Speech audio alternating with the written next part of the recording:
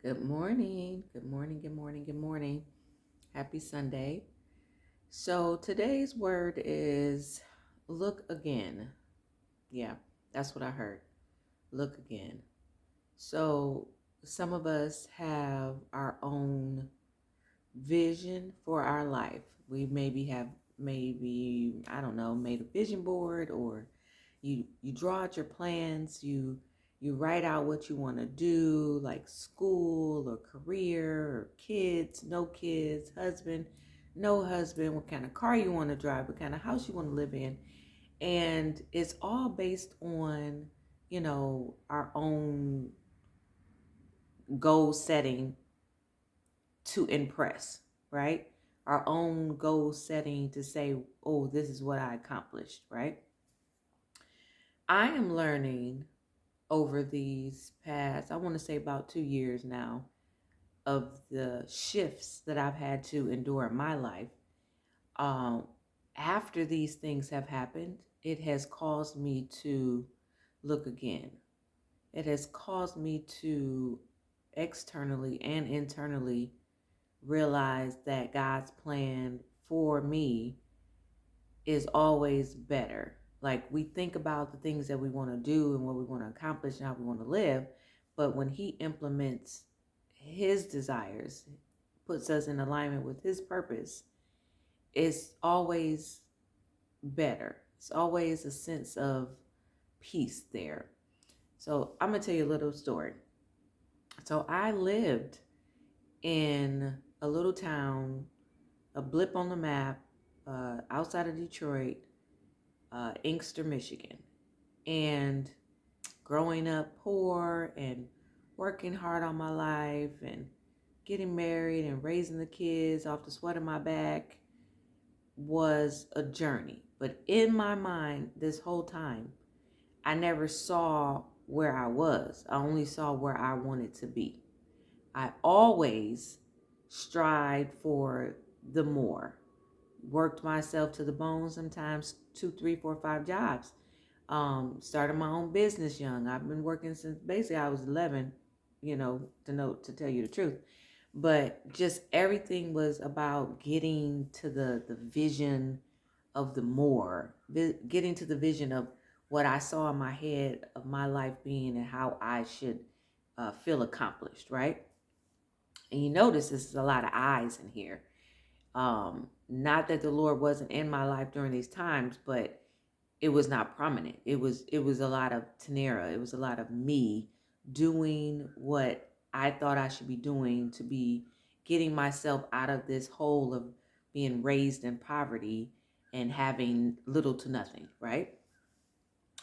So lots of things have transpired from those thoughts to what I manifested and got to the big house, the big 4,000 square foot house in a beautiful neighborhood, money in the bank, and life okay in my mind. I've accomplished things, right?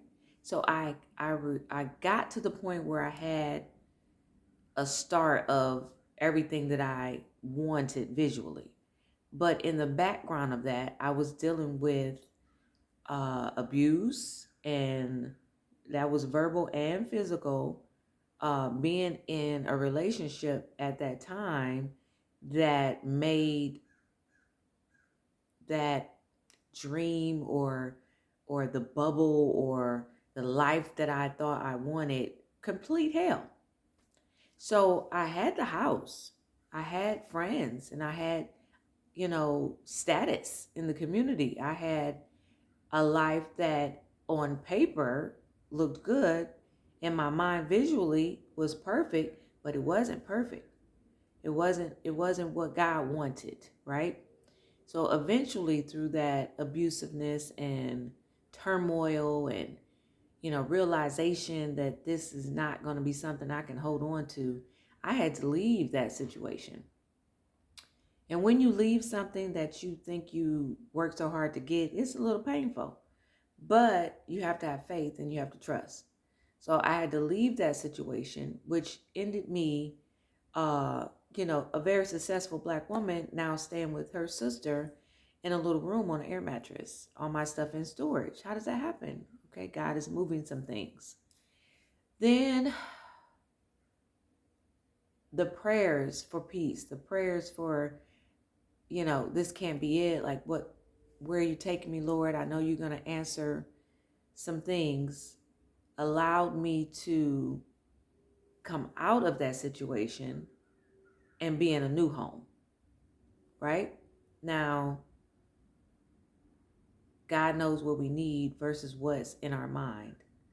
So I had an opportunity through my realtor to get another home that's a fraction, be it of a fraction of the size of what I was used to in my dream life. But when I'm here and I'm settled in and it's beautiful and I have gorgeous greenery and a yard for days and cleanliness and all of my things are out of storage and back with me, I can come home now and there is peace. A peace that I didn't have in the fancy house. A peace that I didn't have in that life that I thought I wanted or needed. I come home to my little cute house and there's peace. The Lord resides here. It's better for me. His option for me is better than what I thought I was trying to build for myself, right? Second thing, I drove a fancy car. Nice, beautiful white Range Rover. Something I always wanted, so I got it. The pain and headache of having this car, let me tell you. When people see you, they like, ooh, that's a nice car. That's beautiful. That's a beautiful car. That's a beautiful truck. And it is, and it was. However, in the background, being in the shop all the time, things breaking down, maintenance costs, to the date. Having it for a couple of years, I want to say I'm about $15,000 in, right? That's just to keep it running so I can be in my dream life, so I can be in my vision of what success looks like, right? My truck, something else just went wrong on it. I want to say last week, maybe a week and a half ago. And I just said, you know what? I'm over it. I said, God, the facade of keeping things going is stressing me to the point where it's interrupting my peace in my life. So I had to let it go. So now my big, beautiful house is gone. My beautiful Range Rover is gone. I told him, come get it. I'm not putting no more pennies in there. And somehow in all of this, I'm happier.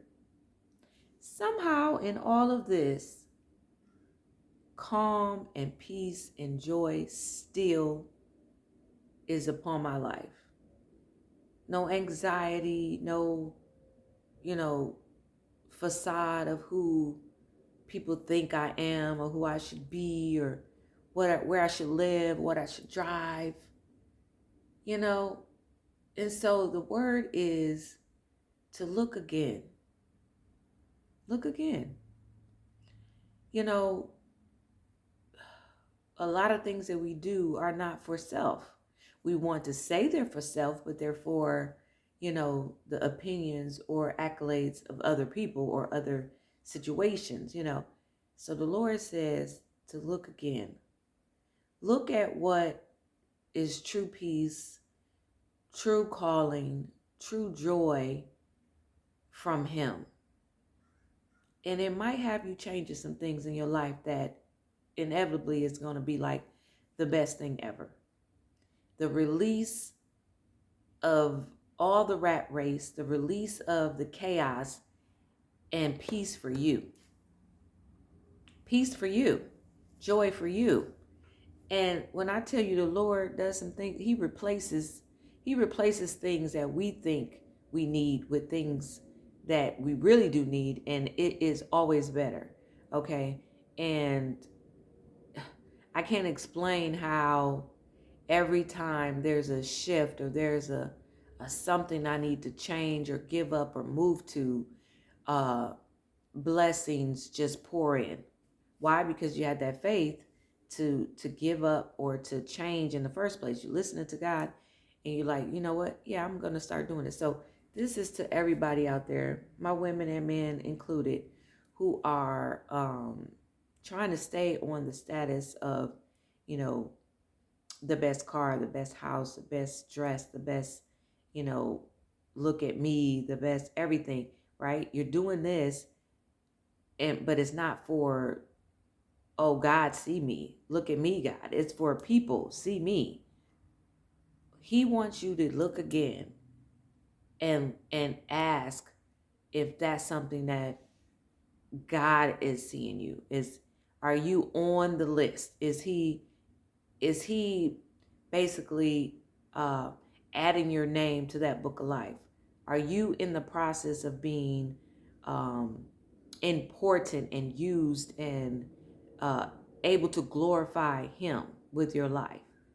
Or are you doing all this for man? For the glorification of people saying, ooh, she's successful, he's successful. Look at him. So that's my blessing word for the day. This Lord gave me this. One of the midnight bathroom breaks. So that's what it is. He said, look again. So I'm challenging all of you, especially my chosen ones out there, you know, look at your life, examine it. Where are we trying to go and for what purpose? Okay? I hope that blessed somebody. All right, I'll talk to y'all later. Love you.